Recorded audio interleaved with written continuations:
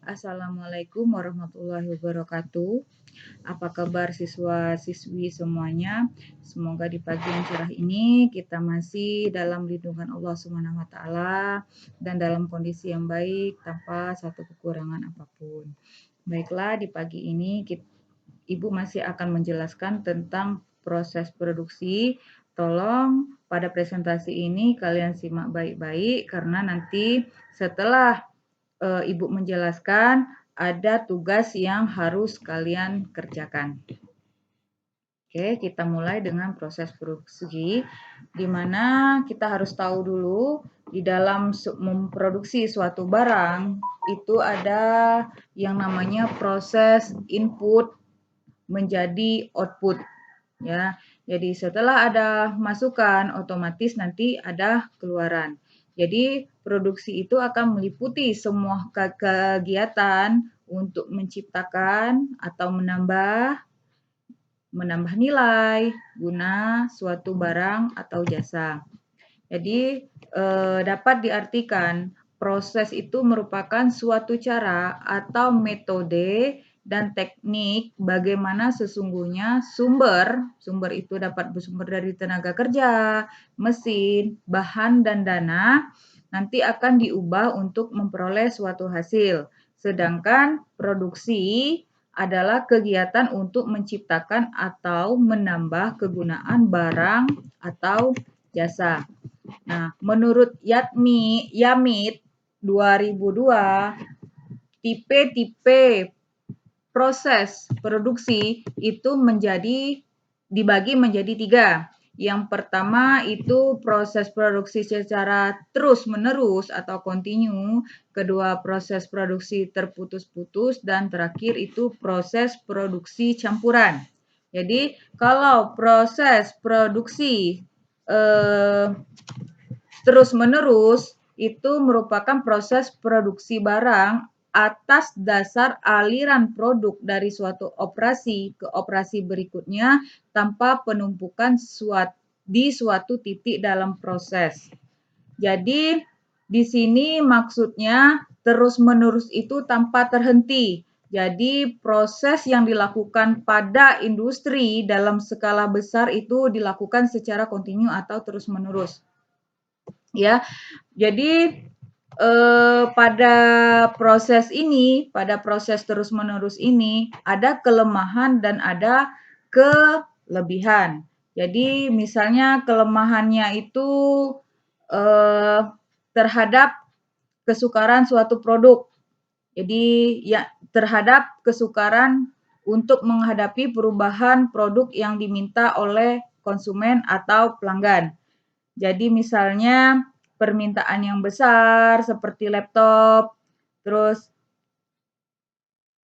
gaya produknya yang berubah-ubah, speknya juga yang berubah-ubah, itu kan otomatis menjadi kekurangan. Yang kedua, proses produksinya mudah terhenti. Karena apabila terjadi kemacetan di suatu tempat tinggal atau wilayah, maka kemungkinan seluruh proses produksi akan terhenti yang disebabkan dengan adanya saling hubungan dan urutan antara masing-masing tingkat proses. Terus yang ketiga, terdapat kesukaran dalam menghadapi perubahan tingkat permintaan. Ya, karena pada biasanya tingkat produksi, rate of production-nya telah ditentukan dan bersifat permanen. Di samping kekurangan tadi ada juga kelebihan. Jadi kelebihan dari produksi secara terus-menerus ini yang pertama itu dapat diperoleh tingkat biaya produksi per unit. Ya, jadi dapat memperoleh tingkat biaya produksi per unit, biasa disebut dengan unit produksi cost yang rendah. Ya, jadi volume yang akan dihasilkan cukup besar, terdapat standarisasi produk. Otomatis produk sudah memiliki standarisasi. Yang kedua, dapat dikurangi pemborosan dari pemakaian tenaga kerja manusia. Ya, karena sistem pemindahan bahan itu bisa juga menggunakan tenaga mesin atau tenaga listrik.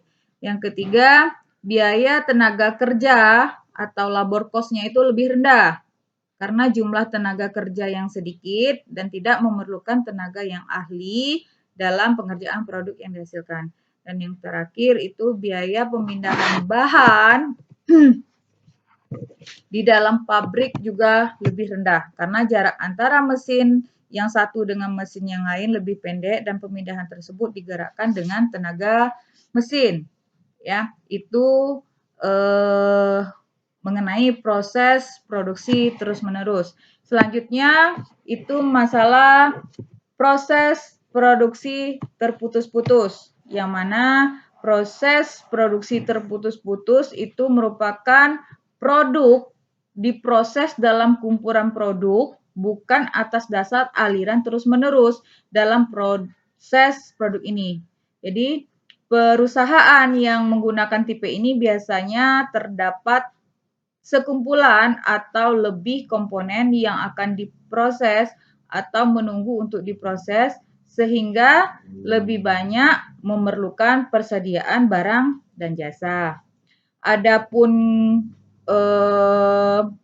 kelebihan dan kekurangannya dari proses terputus-putus ini adalah yang pertama itu kelemahannya sulit untuk dilakukan penjadwalan proses karena di sini urutan pekerjaan yang banyak sekali di dalam memproduksi suatu barang dibutuhkan juga banyak sistem penjadwalan karena pasti akan terdapat perbedaan pesanan konsumen. Yang kedua, oleh karenanya banyak proses penjadwalan tersebut, maka pengawasan produksi dalam proses produksi itu akan terputus-putus karena sangat sukar dilakukan. Yang ketiga, tenaga kerja dan biaya pemindahan bahan sangat tinggi karena banyak digunakan tenaga kerja manusia dan tenaga kerja yang dibutuhkan adalah tenaga ahli dalam pengerjaan produk tersebut. Nah, di samping kelemahan, ada juga keuntungan dari produksi terputus-putus. Di antaranya adalah mempunyai fleksibilitas yang tinggi dalam menghadapi perubahan produk dengan variasi yang cukup besar.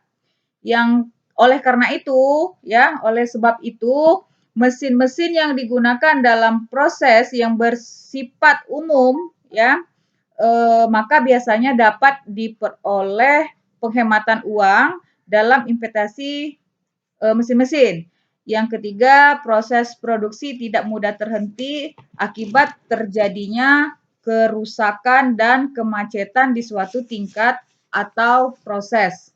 Nah, yang ketiga itu proses produksi campuran. Proses produksi ini merupakan penggabungan dari proses produksi terus-menerus dan proses produksi terputus-putus. Nah, di sini tugas kalian nanti, kalian cari kelebihan dan kelemahan dari produksi campuran beserta karakteristiknya. Jadi, dalam proses produksi campuran ada 3 yang kalian cari. Yang pertama, kalian cari karakteristik produksi campuran. Kedua, kekurangan produksi campuran. Dan ketiga, kelebihan produksi campuran. Kalian silahkan kerjakan di kertas double folio dan ditulis tangan. Setelah itu kalian gunakan cam scanner, ubah bentuk ke dalam PDF dan kirim melalui link yang akan Ibu kirimkan ke kalian. Demikianlah dulu yang bisa Ibu sampaikan. Semoga kalian dapat mengerjakan tepat dengan waktunya karena waktu kita 3 jam. Ibu tutup dengan wassalamualaikum warahmatullahi wabarakatuh.